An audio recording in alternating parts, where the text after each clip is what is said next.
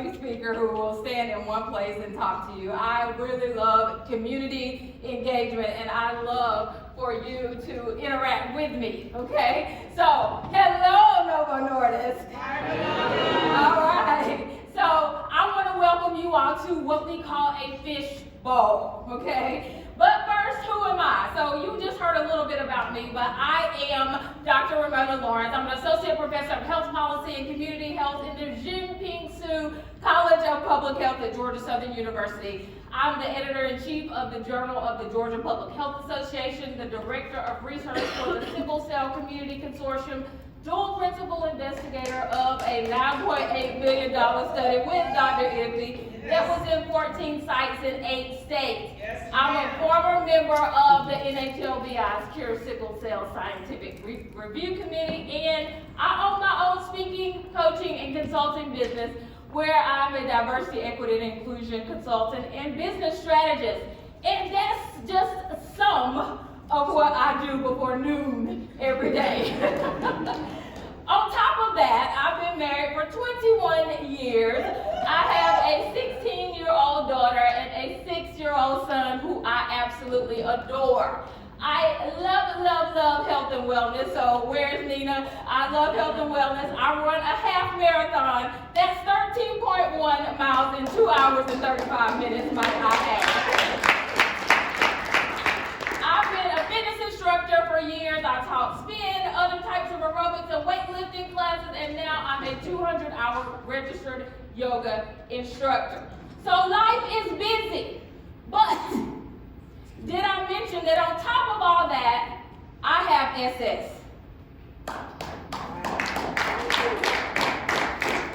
So, why didn't I start the conversation by saying my name is Raymona and I have SS? Because if we're honest, when you're introduced to me in a way that you hear my academic and personal accomplishments first, you look at me differently.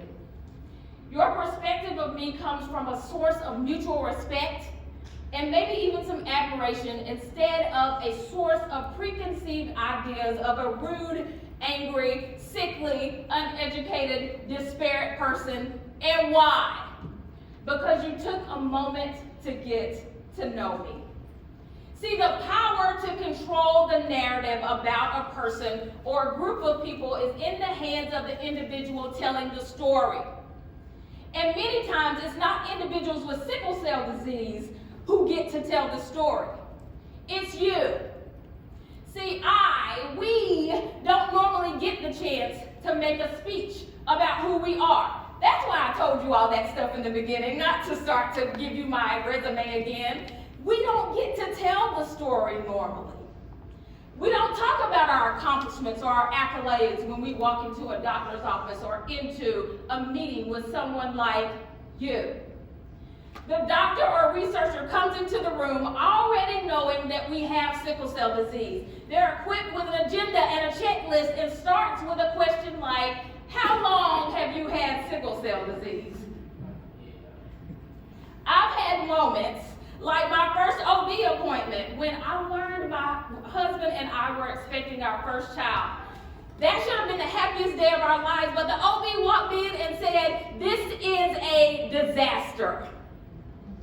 I've gotten blood that wasn't matched to my antibodies, and I went into convulsions. And when I expressed the fear of getting more blood, the doctor said, if I get sick from eating a piece of apple pie, I would still eat apple pie again, as if there was any comparison. I've talked to physicians and said, but wait, I wish you could hear my story. I exercise, I'm really healthy, and the response has been, but the good ones die young. So I want to remind you that in your interactions with individuals with sickle cell disease, most of you could essentially get up and walk away from the meeting and never think about sickle cell disease again if you wanted to. We can't. It affects every part of our lives. As a kid, we want to play sports, but mom says, but how will that affect your sickle cell disease? When we graduate from high school and want to go off to college, The decision is not only influenced by SAT scores or where we are accepted, but by the location of the nearest hematologist, if there's even one available.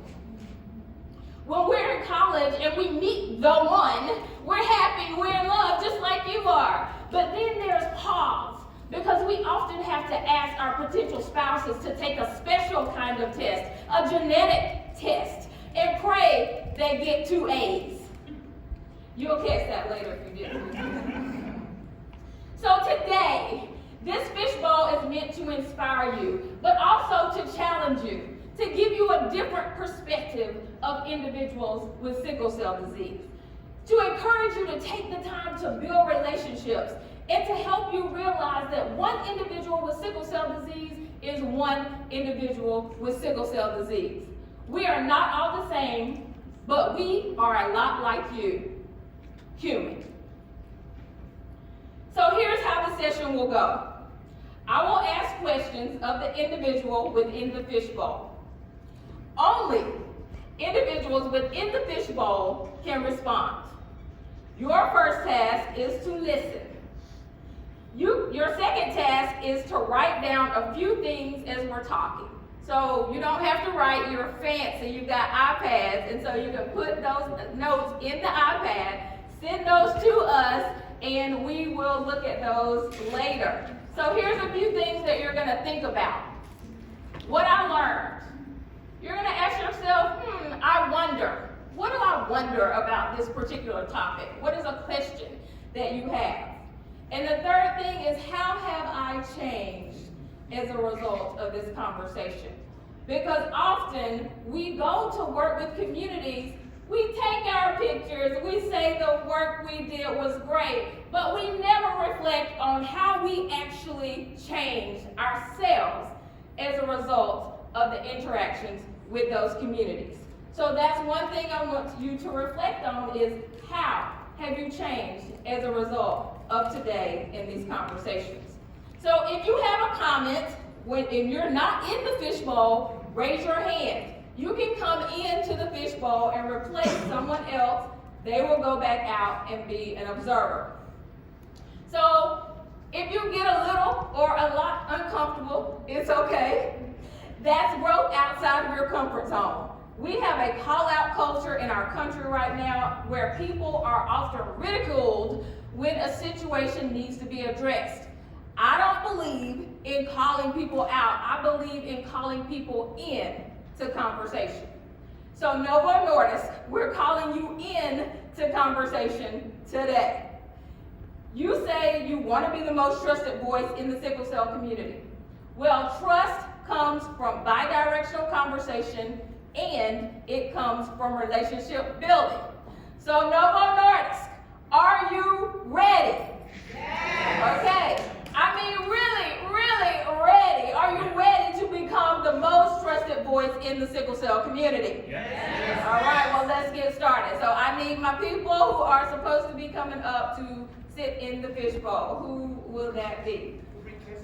The chairs are there. That's the fishbowl.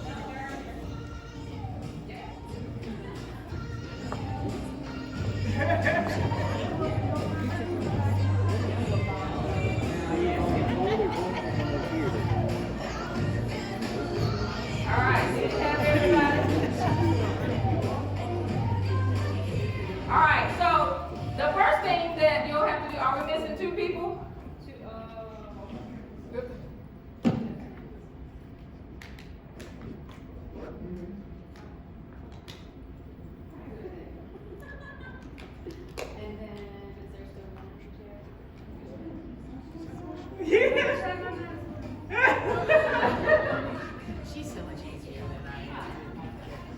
Okay, so the first thing that I want you all to do in the fishbowl is to tell us what you do in the study.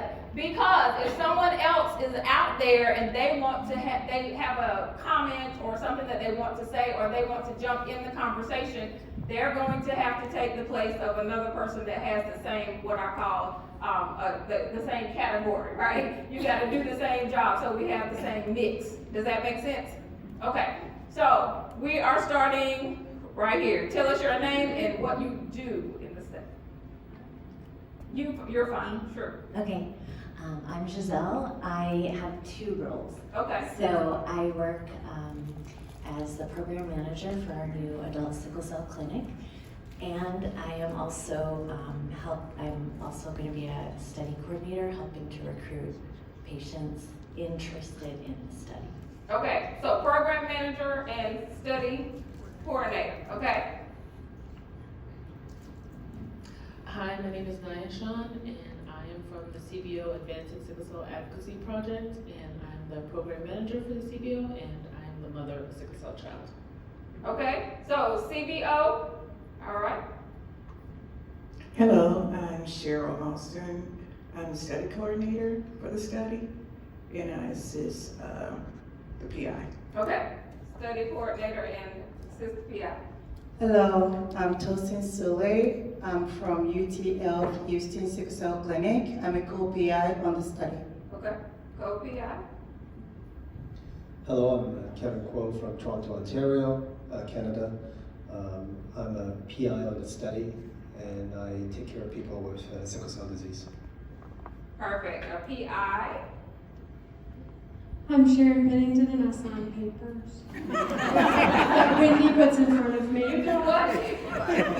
I'm a PI and I'm the director of comprehensive sickle cell program. But I literally sign papers that Wendy puts in front of me. Okay, a PI who signs papers. You have to be a PI that signs papers.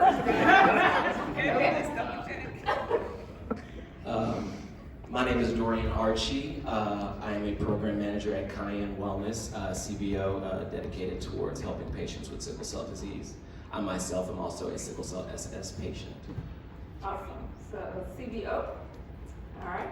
And I'm Cornelia Cruz. I am president of Sickle Cell Association of Houston, and I also live with sickle cell disease as a mother of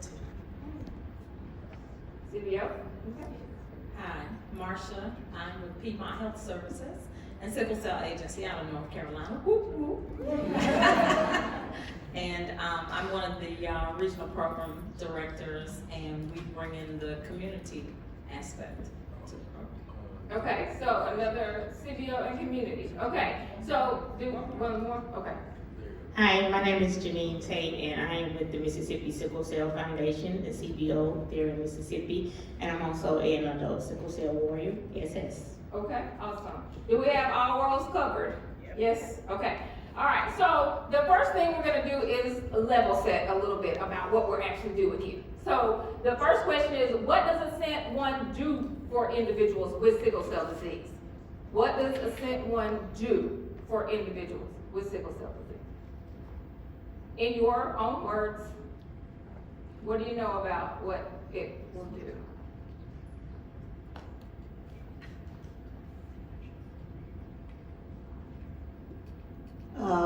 I think they're coming up with a new therapy and to help sickle cell to be one of the other sickle cell modifying drug disease. And the study is actually meant to increase fetal hemoglobin. That way can decrease hemolysis and reduce VOCs in our patients. For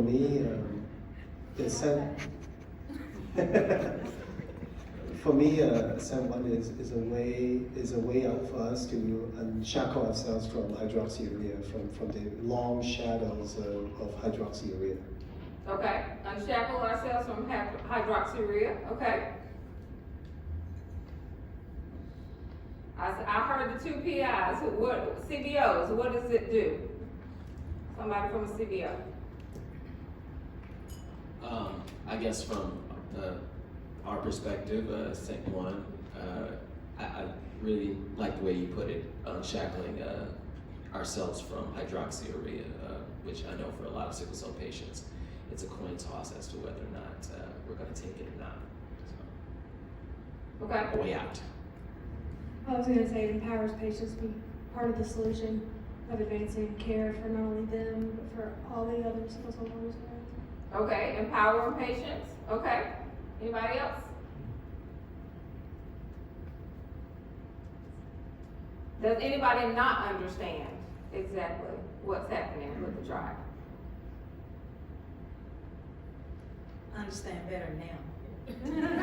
Okay, so this is okay, I want to unpack that a little bit, okay? So tell me, I what's the actually topic? would like a better elaboration on the drug and the studies and everything because for me, I recently just found out about the drug and the trials and I'm from Houston, Texas. We do not have so yes, I am Southwest. I'm sorry, y'all. We just connected. Focus.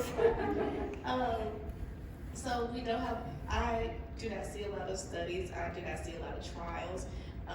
And as part of the CBO, we would love to introduce and let people know that those things are out there when they're out there, but unfortunately, we don't see them often. Another thing, even though we have the Texas Medical Center, and that's a very, very, one of the biggest centers that we have in America, Houston does not have a lot of sickle cell related trials. Mm-hmm. We always hear them in Florida or Baltimore, maybe Chicago or something, but it's not in Texas, which is very difficult when we have a high population. So has that translated to how you feel you're understanding the ASCENT trial? So you're saying? I'm saying I didn't know about it. You didn't know, okay. But I would have liked to have known earlier and we could have had other people know and actually signed up, for the trial. Okay. So we could work together. Okay. Next, you were gonna say something? The next person. Go ahead. I'll say something. Oh. Yeah, well, honestly, and in all transparency, I sent one to me, was an email I received a few months ago, asked me would I come to this meeting. That's all I knew about it, had not heard about it before. And, of course, my wheels are turning and I'm trying to make the dots make me, meet. And I'm going, okay, and it sounds like it might be a trial or something like that. Did not know. It's just what it is what it is. For me, ASCENT hopefully will give sickle cell patients another option other than hydroxyurea, because right now that's all there is. It might not be the perfect, but hopefully ASCENT can give them another option. So again, this is also my first time hearing about the drug trial. My question to understand it more is what makes it different from hydroxyurea that I don't know? Like, why would I choose it over hydroxyurea? So let me ask you a question first. So you said that this is your first time. So when you say this, do you mean when you came to this meeting, this is your first time hearing about it? Hearing how it works. Yeah. Okay. So do you feel like that affects your ability to tell somebody else with sickle cell disease how it works, right? Okay, that's awesome. Okay, that's where I'm getting to. So we need to really get a little bit deeper into this, okay? So the next question that you asked was what? You said, how is it different? Yes, how is it different? Okay. I'm trying to relate it to my understanding of what hydroxyurea does, which I might be wrong, but hydroxyurea enlarges the red blood cells. Is that correct?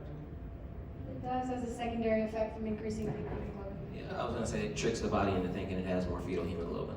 Okay. So you have less, vaso-occlusive crises. So I just wanted to see what the difference between the To tell the truth, we actually don't know how hydroxyurea works. seriously, like we see the end effect, which is to increase the baby hemoglobin, and we know that babies with sickle cell, even if they're born with the genetic mutation, they don't have full-blown sickle cell until they get to 6 months. It's because they're protected by the baby hemoglobin. Now, with NDEC, however, NDEC THU, this drug, is that we know precisely the mechanism. We know that it helps unravel the DNA so that it helps the baby hemoglobin from being produced. That's how it works. And so what we hope with this trial is that we can prove that it's also safe. Yeah, because I mean, you think about it, right? I mean, there's so many things that's been written about hydroxyurea. Some are false, some are not so false. The ideas about reducing fertility, reducing sperm count, affecting pregnancies and so forth, right? I mean, there's just been so much misinformation out there. That's why I talk about this shackle. It's that, we need to find a way to move ourselves away from this long shadow of hydroxyurea, because no matter how well hydroxyurea works, there's always going to be a huge chunk of people who are saying, no thank you, like given what I know. And so this is one way for us to get out of this rabbit hole. So let's move into the conversation about, so now that we're thinking about what does this actually do, then what is our messaging to people? Because we're here to talk about recruitment, right? So now that we're understanding what it does and we're moving into the recruitment conversation, how have you recruited people if you didn't understand, right? So what are the methods that you all have used to recruit people into the study so far? And then we can continue with that conversation as well. Did you have something specific? I did want to add something. There's 6 of us that are CBOs, right? You're part of CBO? Okay. Only 2 out of the 4 CBOs actually knew what the SIP was, what the meeting was. Yes. And I think that's something very big that everyone should see, because as community-based organizations, that's part of the reason why we're here, so that we can help and put these things out there. But when we're left out of the loop, we can't help you all, with your job. So I just kind of want to point that out, that we didn't know until we got an invitation, and we should have received the invitation the same time that the trials were going on as well. So I had a patient move to Texas, and I went and tried to look for an adult hematologist that she could see, and I only found 2 in the entire state. And that's a pretty big state to have 2, or 3. She moved it to Dallas, like right outside of Dallas. And I found some in Houston. There was one in Dallas that didn't take her insurance. And so there's this paucity of adult clinics, which is where these trials would be. And so if you don't have an adult clinic where you're not going to see this trial in a family medicine office or primary care office, they don't understand sickle cell disease to begin with to a large extent. So to me, if we can solve the problem of getting adult providers, adult hematologists, and adult centers where these patients can get care, that's not just pain meds, but full care for their entire system, like that, I think it's very important to manage community medicine. Very important. But the fact there's not a lot of providers that, and the ones that are there are serving such a large catchment area. And the only reason I brought it up, because she's also in Houston at the UT Sickle Cell Center, but they're doing the trial, but I had no idea. So that's why I was saying I don't know about that, but that's why I was saying it was a disconnect. Yes. But it shouldn't have been a disconnect. So issue number 1 is lack of providers, right? That is a huge issue. So what are the other things that you all have done to try to recruit individuals into the trial? So basically, in our clinic, we talk to our patients because we have about over 1,000 adult sickle cell patients in our clinic. So that's how we recruit. But we used to collaborate with Sickle Cell Association before, like we go to, I think that was before COVID. So moving forward, I think that's one thing we can reintroduce back into our clinic. So you were saying you used to collaborate with the CBO? Yes. Okay. So what is the issue with collaborating with the CBO then? Because that is something that we need to discuss. The CBO is the central connection between patients and between researchers. And so what have been the issues? Are we effectively using the CBOs? And if not, how can we more effectively use the CBOs to recruit into the study?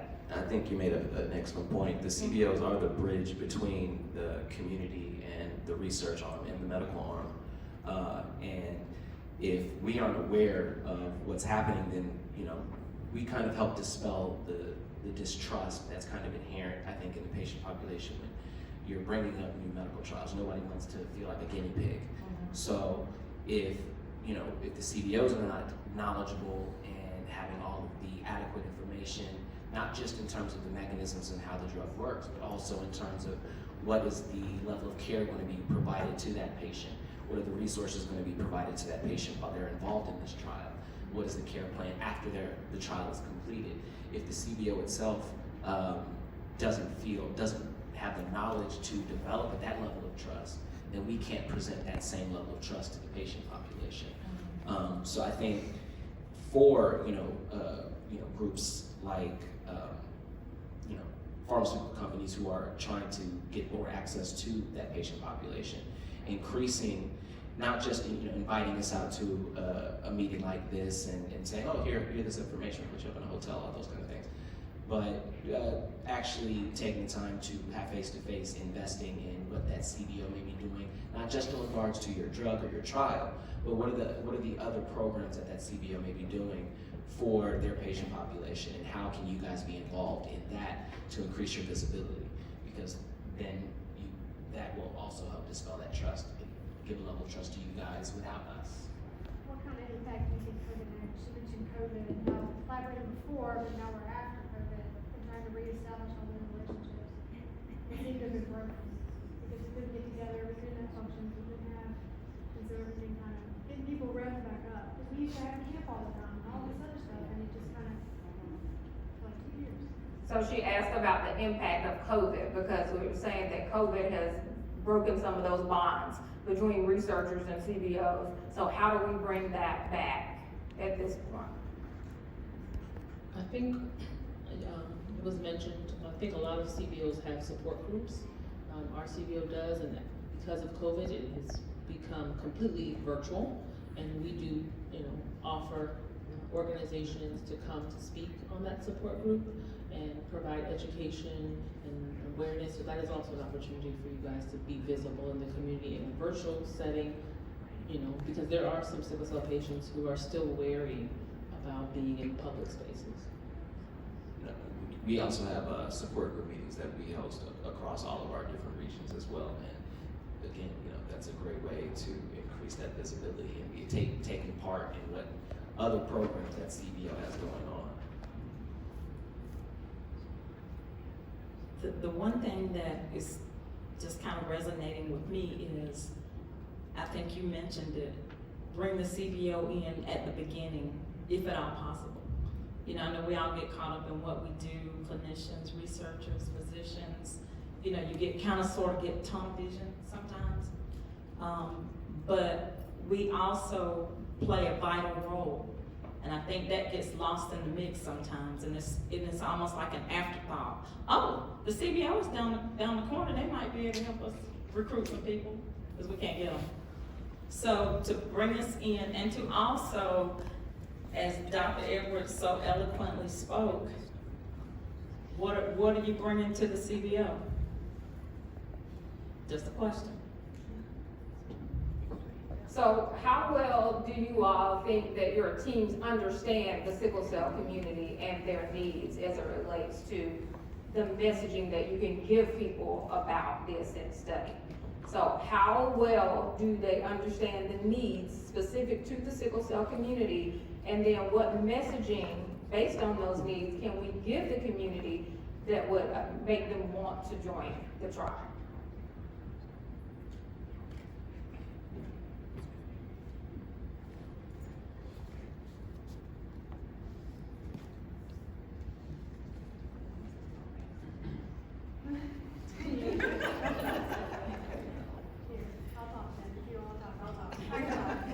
I think the first step is trust.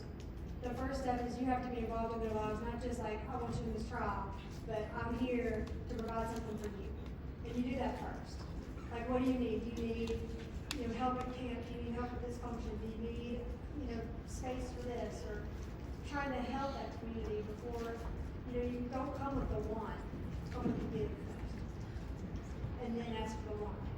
Okay, so starting to build a relationship, don't come with the want, come with the thing that you're giving at first, okay? It just shows that you care about the community. You don't just care about your trial, the numbers, the results and data. You're trying to do this for the community. So what else are you doing for the community? Okay. Go ahead. My thought was, kind of what your question was, do they understand? But do you understand the day-to-day struggle, that the day-to-day barriers for someone with sickle cell? Do you understand their relationship that they have already with their hematologist? What does that look like to them? Their relationship to their hospital, their relationship to their emergency department? Do you understand what that day-to-day life looks like for someone with sickle cell? You probably do if you're in a center, but I think sometimes as a provider, do you ask those questions when you have your appointment with the patient? Like how well are you asking them what's really going on, or is it kind of like a reactive situation where they come to you with their problem, with the experience that they might have at the emergency room, or they're coming to you with this need for something, and then that's when you become invested? Like how well are we being proactive to get to know them and to understand what that life is like? And just to elaborate more on the trust, one of the things that we do is that we are honest from the beginning. We review the consent in detail. We let the patient know what to expect. Another thing is that they have like coordinators on our cell phones, because a lot of patients are coming for research. They're skeptical, they're scared. Oh, what if it makes me sick? What if it makes me worse?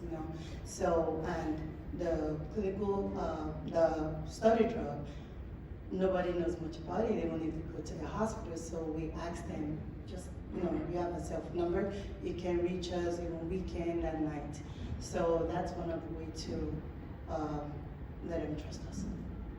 I want to add one more thing. A lot of the people come to a lot of the stuff that we have because we host a lot of events year round. And I think that's one of the big things that you should all do is host events, come out into the community. A lot of the times I pull doctors to our symposiums or support groups or whatever that is going on in the sickle cell community, and just pulling people out of that environment and bringing them to the community makes a huge difference. Like I said, 4 out of 6 of us CBOs, our invitation was the first time of us hearing of this. But I'm just gonna say it for example, if I was able to host something with you all there and have the community come out and y'all could meet, a couple hundred people with sickle cell disease, and they can be like, oh my God, I'm so glad you bought this physician out, you bought, the people who created the drug out, there would be a bigger understanding and you would get more numbers to support, your drug and actually sign up for the trials. So y'all have to be willing to come out into the community as well. All right, so right now I'll stop for a second and say, does anybody want to come into the fishbowl? Do you have something that is substantive that you want to add or ask? Anybody?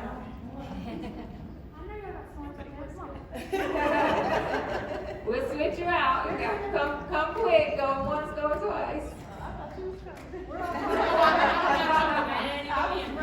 Okay, all right, so here's the next question. What makes it easy or what makes it difficult to participate in this trial for patients? Yeah, I was actually just about to, in terms of the last question, Okay. understanding the access and the difficulties that patients have in. So which pieces of access? I guess in provider access, like she mentioned before, that in certain areas, patients may not even have a hematologist or have access to a hematologist. If that patient doesn't even have somebody who can specifically work towards like their issue with the blood, a lot of times being presented with something that could potentially help them, they don't have their primary care doctor maybe just as ignorant of what actual sickle cell disease really entails themselves.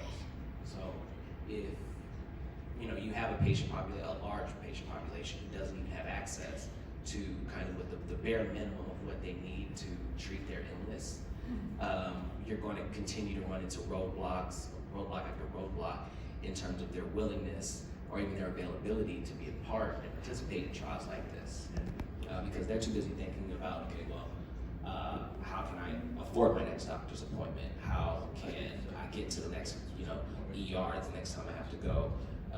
They're thinking about life things, and participating in your clinical trial is just not one of the things that's at the top of their list.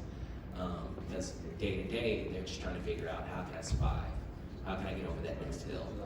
How can I get over that next pain crisis?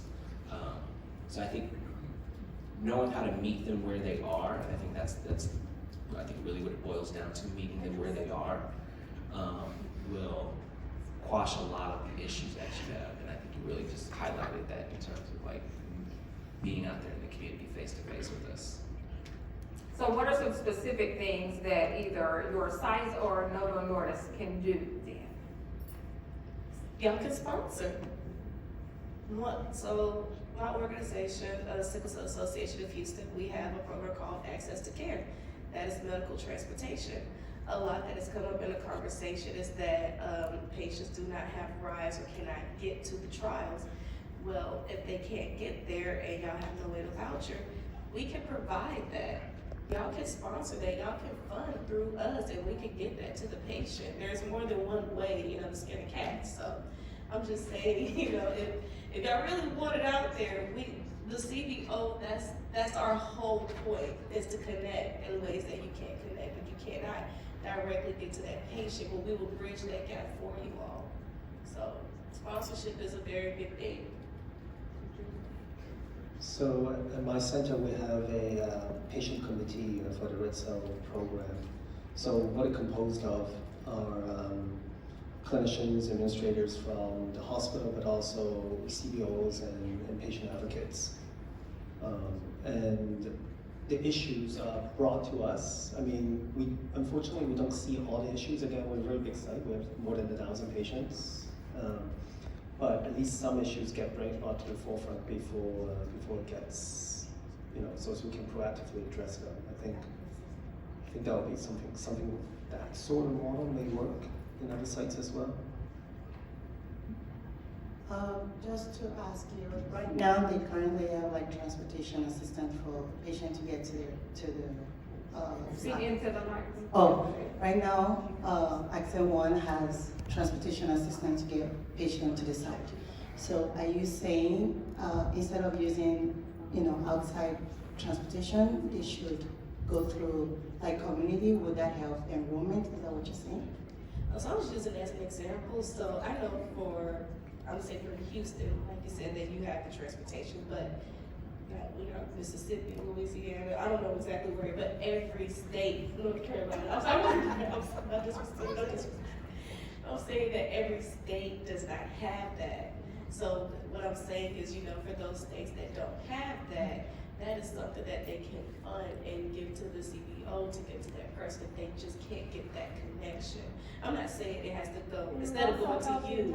Yeah. I'm not saying it has to stop going from you to me or anything No, like that. I'm just saying. we don't want to do that. Yeah. I was just The reason using why that as I an example. asked the question is because, for bringing patients to our clinic for their regular visit, we use sometimes before COVID, we used to use Sickle Cell Association to help transport a patient for your visit.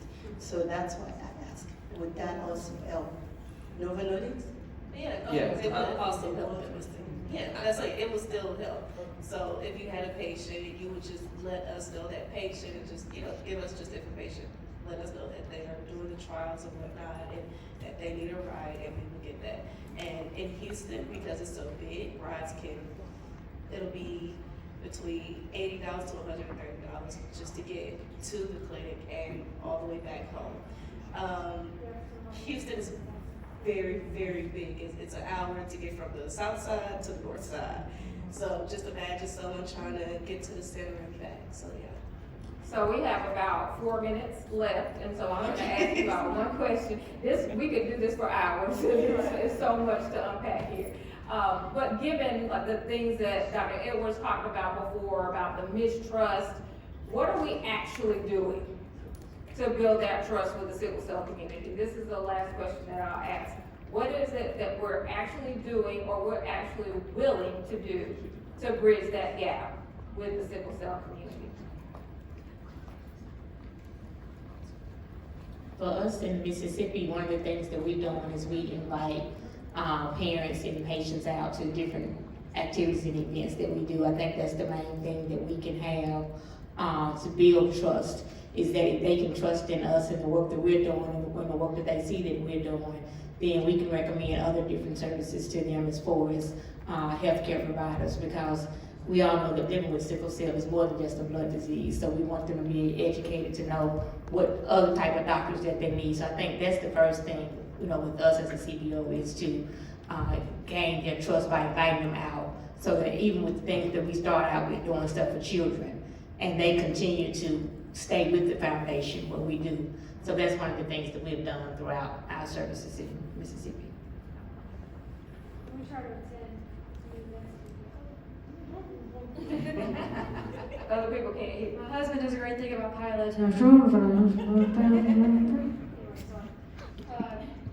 So one thing, and we did it more before COVID, is we would attend, they had events and we would go. But then with COVID, things happening, it's been on the back burner, but we need to pull that back up. We need to go to those events, sponsor those events, help the entire community to kind of set up that we're here for you and we're giving. And then they'll, because our problem is, we compete with another center and trying to get patients to come. To come for treatment, even if you're doing fine, even if you think your sickle cell is not bothering you in the least, you have one crisis a year and it's at home, you take ibuprofen, trying to explain that damage is happening on a cellular level, whether you feel it or not. It's like hypertension. It's not until you have that heart attack, you go, oh crap, I should have been doing that 10 years ago. And trying to bring that education to them and saying, yes, I know you're doing fine right now, but you still need some established care. Because you may not be doing fine in a year, 2 years, 3 years. Okay. Just in terms of just really, I think we've all spoken to, really investing in the community, investing in the CBOs, and actively doing that. I feel like a lot of times you guys wait until you need us, and then you pick on us. Involving us at every stage and every process of not just your trials when it comes to a drug, but also saying, okay, like I said, what other initiatives are you specifically working on? Do you have a sickle cell trait awareness campaign that you're working on? Do you have a campaign that's targeting the hospitals to ensure that a better standard of care is being given across the board to sickle cell patients? What other avenues can you look at to ensure that the patient population is truly receiving that standard of care? What are ways that you can help patients increase their access in other avenues, not just in regards to getting a new medication in the pipeline or something like that, but investing in us as people, as human beings, and the real lives and real issues that we have will climb a mountain for you. The key is asking where my help. Yeah, exactly. And meeting us where we are and saying, what do you need and how can I provide that for you? Okay. I just want to say consistency. Yes. Enduring consistency. Whether that particular individual is presenting the way that we would like for them to have sickle cell disease, may not feel well. Consistency. One last comment. I'm sorry, right. No, I just wanted to say, I really hope that this talk, I really hope it just kind of brings a lot of awareness and opens everyone's eyes to, just how important CBOs are to the community. And I'll just give one example. I had a sickle cell walk in September for Sickle Cell Awareness Month. And it was the first time we've had a big one since COVID. Everyone was ready to be out. We had over 400 people at the wall. Thank you. And we had a lot of the former people. They're like, whoa, this is a lot of people. They're just like, okay. It was just like, we need to do some more stuff. We need to come out. Like, I've been telling you. It's like we have the people. We just need y'all to come out and want to support and want to be engaged. When people see that y'all are interested and they see your booth or they see you post an event, they know that you care and they feel like they matter. They know that they matter. I feel they know that they matter. So I just want to put that out there as well. All right. Well, y'all give it up for the panelists. Thank